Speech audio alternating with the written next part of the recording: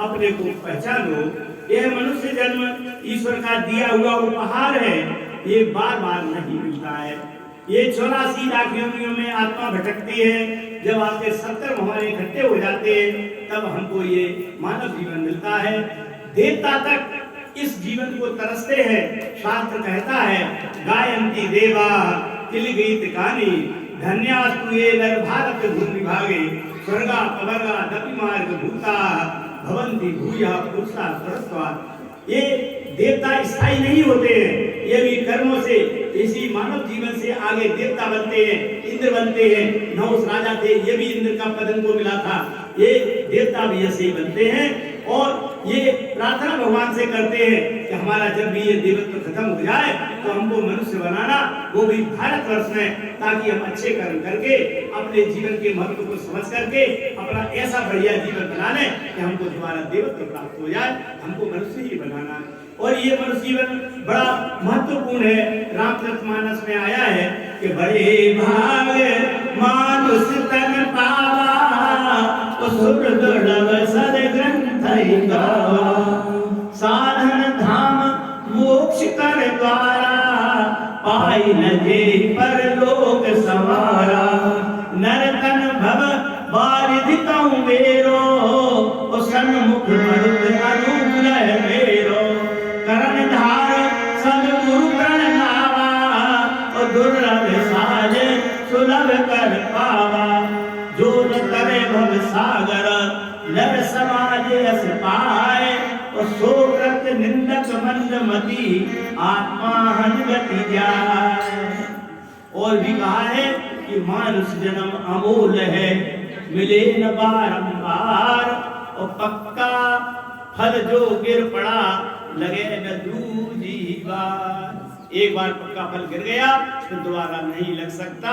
मानव जीवन यही है, हमको ये जीवन मिला है तो शास्त्र तो यहाँ तक कहते हैं कि सर्वसच्च कर्णश्चैव विद्यामर्थं च साधये क्षण त्यागे कुतो विद्या कर्ण त्यागे कुतो धनम। हमको एक ही क्षण का उपयोग विद्या प्राप्त करने के लिए करना चाहिए। ये जीवन हमारा प्रत्यक्ष देवता है, इसकी पूजा से ही सब कार्य पूरे हो सकते हैं, पर इसकी उपयोगिता को समझो।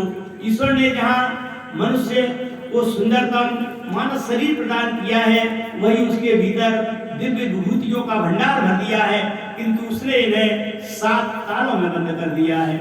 मनुष्य अपने बाह्य चक्षुओं से केवल बाहरी संपदा को ही देख पाता है, अंतर की विभूतियों को देखने का प्रयास ही नहीं करता है।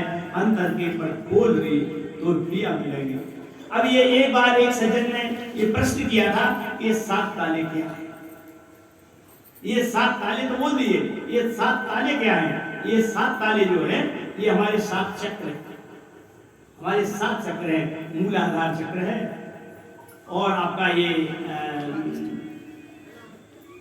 स्वादिष्ठान चक्र दूसरा, तीसरा हमारा मणिपुर चक्र है, चौथा हमारा अनाहत चक्र है, 5वां हम विशुद्ध चक्र है और 6वां हमारा आज्ञा चक्र है और 7वां हमारा शास्त्र चक्र।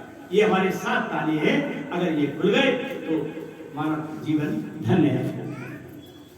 इस आत्मज्ञान को पाना आवश्यक है और इसे सत्प्रज्ञा मां गायत्री की साधना से ही पाया जा सकता है। प्रज्ञा का तात्पर्य है वह उत्कृष्ट ज्ञान, वह सद्बुद्धि जो कभी विचित्र न हो। इसके जागरण से ही मनुष्य महान बनता है। विवेक बुद्धि द्वारा भौतिकवादी प्रपंचों से छुटकारा मिलता है और मनुष्य प्रे पथ को छोड़ करके श्रेष्ठ पथ पर चलता है। इसे इस प्रकार समझ सकते हैं कि कर्म क्षेत्र में प्रवेश करते ही मनुष्य को 2 रास्ते दिखाई पड़ते हैं। एक सुख सुविधाओं से भरपूर राजमार्ग, चौड़ी सुंदर सड़क, रंग बिरंगी रोशनी, फुब्बारों से भरपूर, इसे प्रेम मार्ग कहते हैं।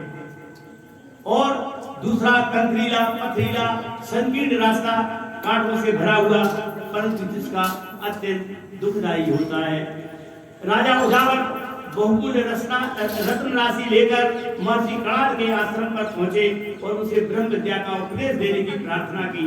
महर्षि ने धन को अस्वीकार कर दिया और उनसे कहा 1 वर्ष बाद फिर आना।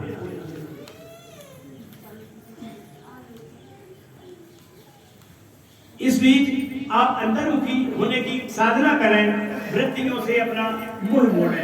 राजा निराश लौटे, बुरा भी लगा और क्षुब्ध भी थे। मंत्री दुष्टकीर्ति ने उनकी चिंता दूर करने के लिए कहा, राजन, भूखे को ही अन्न बचता है, जिज्ञासु को ही ज्ञान का लाभ मिलता है। ऋषि ने 1 वर्ष की साधना का समय देकर आपकी जिज्ञासा को परखा है। अनधिकारी जिसको अधिकार न हो, ये उसको ज्ञान को पहचानने की सामर्थ्य नहीं होती है। मनोरंजन के लिए कुछ कहने में समय की बर्बादी समझकर ऋषि ने आपको लौटाया है, बुरा न माने। ऋषि का अभिप्राय उदावत की समझ में आया। 1 वर्ष ब्रह्मचर्य पालन कर, अपनी वृत्तियों पर नियंत्रण कर, आत्मज्ञान के अधिकारी बनकर वे आश्रम पहुंचे तो कड़ा ऋषि ने उन्हें गले से लगा लिया। वे बोले, धैर्यवान, श्रद्धावान, जिज्ञासु ही ब्रह्म ज्ञान के अधिकारी होते हैं। अब आप ब्रह्म विद्या का लाभ उठा सकेंगे। हे महाभाग विद्वान, इस रास्ते को श्रेय मार्ग कहते हैं। चौराहे पर खड़ा पथिक थोड़ी देर सोचता है, फिर सुख सुविधाओं के मार्ग पर चल पड़ता है। इस पथ का पथिक बनकर वह अपनी ही सुख सुविधाओं की प्राप्ति में इतना खो जाता है कि दूसरों की सुविधाओं का या भलाई का ध्यान भी नहीं आता। इसके विपरीत जो साधक आत्मज्ञान की ज्योति जगाकर श्रेय मार्ग की ओर अपनाता है, वह दूसरों के लिए त्याग बलिदान कर अलौकिक आनंद की अनुभूति कर सकता है और परमात्मा का राजकुमार बनकर परम पद का अधिकारी बन सकता है। आत्मज्ञान ही सच्चा धन होता है। एक व्यक्ति एक संत के पास आया, वो उनसे याचना करने लगा कि वह निर्धन है, वे उसे कुछ धन आदि दे दें ताकि वह जीविका चला सके। संत ने कहा, हमारे पास तो वस्त्र के नाम पर यह केवल एक लंगोटी और उत्तरीय है। लंगोटी तो आवश्यक है, लेकिन उत्तरीय तुम ले जा सकते हो। इसके अलावा और कोई ऐसी चीज हमारे पास नहीं है जो मैं आपको दे दूं। वह व्यक्ति बराबर गुजराता ही रहा तो बोले, अच्छा, झोपड़ी के पीछे एक पत्थर पड़ा होगा, कहते हैं उससे लोहे को छूकर सोना बनाया जा सकता है, तुम उसे ले जाओ। प्रसन्न से धोकर के वह व्यक्ति भागा, उसे लेकर के आया। खुशी से चिल्ला उठा, महाराज यह तो पारसमणि है, आपने इसे ऐसे ही क्यों फेंक दिया? संत बोले, हाँ बेटा, मैं जानता हूँ, पर मैं ये भी जानता हूँ कि यह नरक की खान है।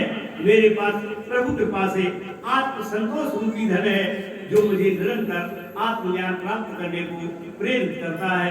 मेरे लिए इस क्षण उपयोगी वस्तु का क्या मूल्य है? वह व्यक्ति एक कर देखता रह गया, उसने उस पत्थर को फेंक दिया तथा आत्मज्ञान प्राप्त करने में लग गया। ये असल में उस लीलापति की लीला ने सबको इतना भ्रम में डाल दिया है कि कर्म करने की छूट तो दे दी है, पर फल अपने हाथ में रखा है। सृष्टि का ये नियम है कि जो जैसा होता है वैसा ही मिल पाता है।